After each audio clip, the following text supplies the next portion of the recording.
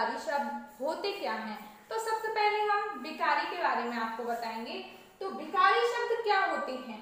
वे शब्द जिनके रूप का परिवर्तन होते रहता है, वे शब्द जिनके रूप का परिवर्तन होते रहता है वो क्या कहलाते हैं फ्रेंड्स? विकारी शब्द। वे शब्द जिनके रूप का परिवर्तन होते रहता है वो कौन से शब्द कहलाते हैं? विकारी शब्द। तो अब फ्रेंड्स आपको मैं एग्जांपल बताती हूँ। मैं, ठीक है, सबसे पहले मैं, तो मैं, फिर मुझे, फिर नेक्स्ट हम। तो मैं, मुझे और हम। तो अब हम एग्जांपल देते हैं आपको। मैं पेन ले सकता हूँ। मैं पेन ले सकता हूँ। मैं मार्कर ले सकता हूँ। फिर मुझे से रिलेटेड एग्जांपल है, मुझे पेन चाहिए। मुझे पेन चाहिए।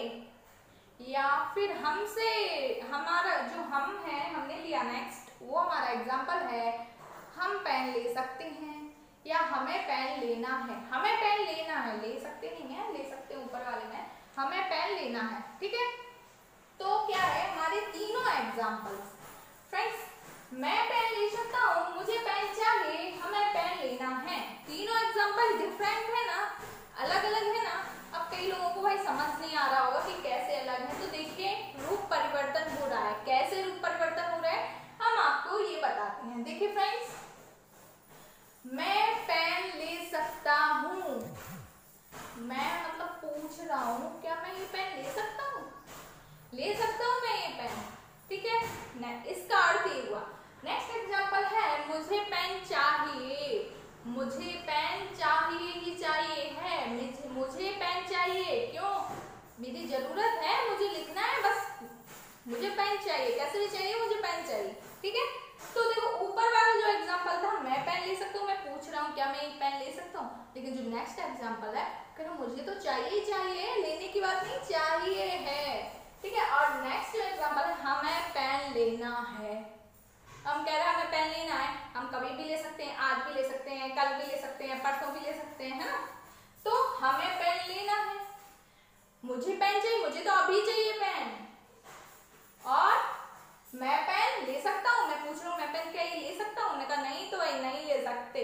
ठीक है, तो तीनों डिफरेंट है ना, तीनों के रूप परिवर्तित हो रहे हैं ना। तो विकारी शब्द हम किन्हें कहते हैं? वे शब्द जिनके रूप का परिवर्तन होते रहता है उन्हें हम विकारी शब्द कहते हैं ना। नेक्स्ट है हमारा अविकारी शब्द। अविकारी शब्द किसे कहते हैं? तो वे शब्द जिनके रूप का परिवर्तन कभी नहीं होता। वे शब्द जिनके रूप का परिवर्तन कभी नहीं होता है उन्हें हम अविकारी शब्द कहते हैं। एग्जाम्पल देखिए, अरे, हे, यहाँ, ने, आदि, ये वर्ड कभी चेंज नहीं होते हैं, इनका रूप कभी परिवर्तित नहीं होता है। अरे, हे, यहाँ, नित्यादि, ये आपको याद रखना है। ठीक है, अब हम ये समझेंगे फ्रेंड्स, देखो एग्जाम में कभी डेफिनेशंस आती हैं क्या? कि भाई मैंने पूछ लिया, बताइए विकारी और अविकारी, विकारी शब्द की डेफिनेशन क्या है, विकारी शब्द की परिभाषा क्या है, अविकारी शब्द की परिभाषा क्या है। तो क्या एग्जाम की दृष्टि से क्या महत्वपूर्ण है, अब हम ये देखते हैं। तो हमने क्या बताया आपको, सबसे पहले आप ये समझिए, आज हमारा टॉपिक बहुत ही मोस्ट और इम्पोर्टेंट है। सबसे पहले हम आपको ये बताएंगे, शब्द हमारे 4 प्रकार के होते हैं। ठीक है, एक तो होता है हमारा व्युत्पत्ति के आधार पर, सेकंड उत्पत्ति के आधार पर, थर्ड प्रयोग के आधार पर एंड अर्थ के आधार पर। व्युत्पत्ति के आधार पर, उत्पत्ति के आधार पर, प्रयोग के आधार पर, अर्थ के आधार पर। तो फ्रेंड्स, अगर हमसे पूछा जाता है कि जो हम विकारी और अविकारी शब्द पढ़ रहे हैं वो किसके आधार पर पढ़ रहे हैं, तो क्या फ्रेंड्स हमें ये बात पता है? अगर हमें ये बात पता नहीं है तो आज मैं आपको बता देती हूँ कि जो हम विकारी और अविकारी शब्द पढ़ रहे हैं वो प्रयोग के आधार पर पढ़ रहे हैं। प्रयोग के आधार पर 2 भागों में बांटा जाता है, कौन कौन से? विकारी और अविकारी शब्द। तो प्रयोग के आधार पर विकारी और अविकारी शब्द, ठीक है ना, इतना समझ आया ना फ्रेंड्स। प्रयोग के आधार पर शब्द विकारी और अविकारी।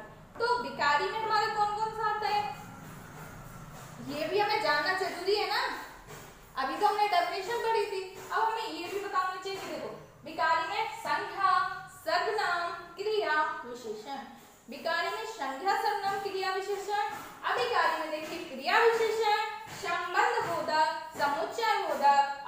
विस्मयादि बोधक, संबंध बोधक, समुच्चय बोधक, विस्मयादि बोधक और क्रिया विशेषण।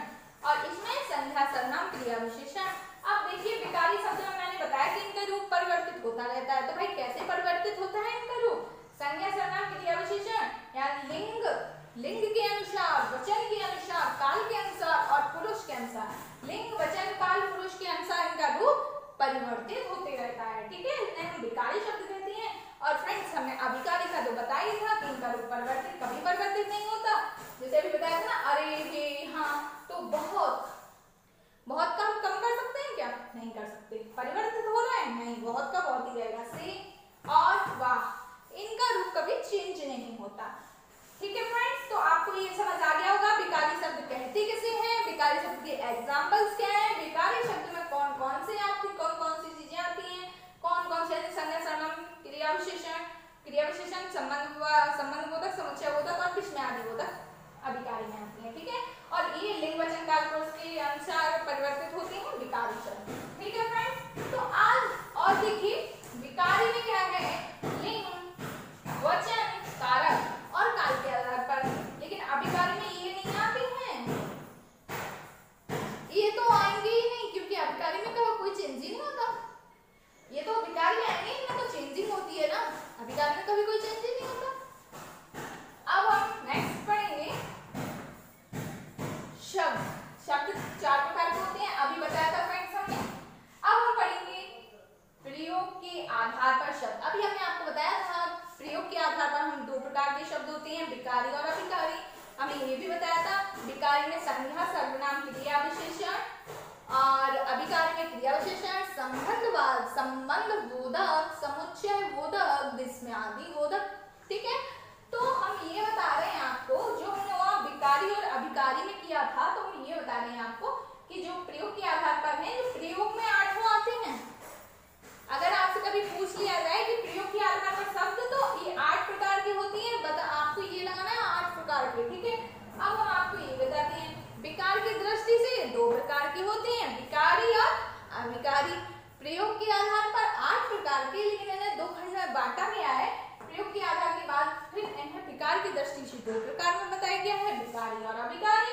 विकारी में ये इन्होंने अभी लिए ना 8, तो संज्ञा सर्वनाम क्रिया विशेषण, संबंधवाचक, समुच्चय बोधक, विस्मयादि बोधक, ये अभिकारी में आएंगे। ठीक है, अब हम फ्रेंड्स ये पढ़ते हैं कि बनावट के आधार पर, जैसे अभी हमने आपको एक वीडियो शेयर की थी, उसमें हमने आपको ये बताया था रूढ़ शब्द किसे कहते हैं, यौगिक शब्द किसे कहते हैं, यौगरूढ़ शब्द किसे कहते हैं, तो बहुत ही अच्छी तरीके से क्लियर किया था।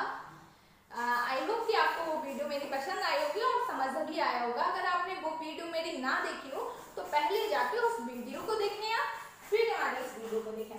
ठीक है, तो बनावट के आधार पर ऋण, यौगिक, यौगरूढ़। आपको ये तो पता चल गया, ये तो सबको पता है कि भाई हिंदी में ऋण शब्द होते हैं, यौगिक शब्द होते हैं, यौगरूढ़ शब्द होते हैं, बट क्या आपको ये पता है कि ये बनावट के आधार पर होते हैं? नहीं पता है, तो देखिए बनावट के आधार पर ऋण, यौगिक, यौगरूढ़ 3 प्रकार के। उत्पत्ति के आधार पर, उत्पत्ति में देखो कौन कौन सी आती हैं, तत्सम, तद्भव, देशज, विदेशी, संकर। तत्सम, तद्भव, देशज, विदेशी, संकर, बहुत ही इंटरेस्टिंग टॉपिक है। तो आपको ये बताना चाहते हैं हम कि आपको ये तो पता है कि हमें तत्सम, तद्भव हमने हिंदी में पढ़े हैं, आपको ये भी पता है कि हमने देशज, विदेशी, संकर पढ़े हैं, बट आते किसके अंतर्गत ही ये पढ़ा है क्या कभी? तो उत्पत्ति के आधार पर इन्हें 5 भागों में बांटा गया है, तत्सम, तद्भव, देशज, विदेशी, संकर। और विकार के आधार पर विकारी और अभिकारी, अर्थ के आधार पर पर्यायवाची, विलोम, अनेकार्थक और समुच्चय। पर्यायवाची, विलोम, अनेकार्थक और समुच्चय, ये तो हमने आपको अभी बताया है कि अर्थ के आधार पर इतने प्रकार की होती हैं, उत्पत्ति के आधार पर और बनावट के आधार पर। विकार तो हम देखो अभी पढ़ ही चुके हैं, है ना। तो अब हमें क्या पढ़ना है, ऋण, यौगिक, ये भी हम पढ़ चुके हैं ना फ्रेंड्स। तो हम क्या ऋण, यौगिक, यौगरूढ़ पढ़ चुके हैं, विकारी, अभिकारी पढ़ चुके हैं। अब हमें फ्रेंड्स क्या पढ़ना है, तत्सम, तद्भव, देशज, विदेशी, संकर और पर्यायवाची, विलोम, अनेकार्थक, समुच्चय। पढ़ने को तो बहुत कुछ पढ़ना है, बट अभी इनके अकॉर्डिंग ये हमें पढ़ना है। ठीक है, तो आपको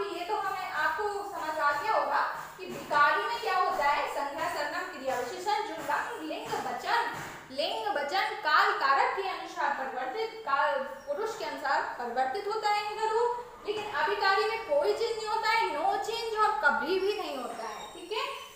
तो फ्रेंड्स, आई होप कि आपको मेरी वीडियो पसंद आई होगी। ऐसे ही वीडियो देखने के लिए मेरे चैनल को लाइक, सब्सक्राइब एंड शेयर कीजिएगा। Thank you friends, bye bye, take care.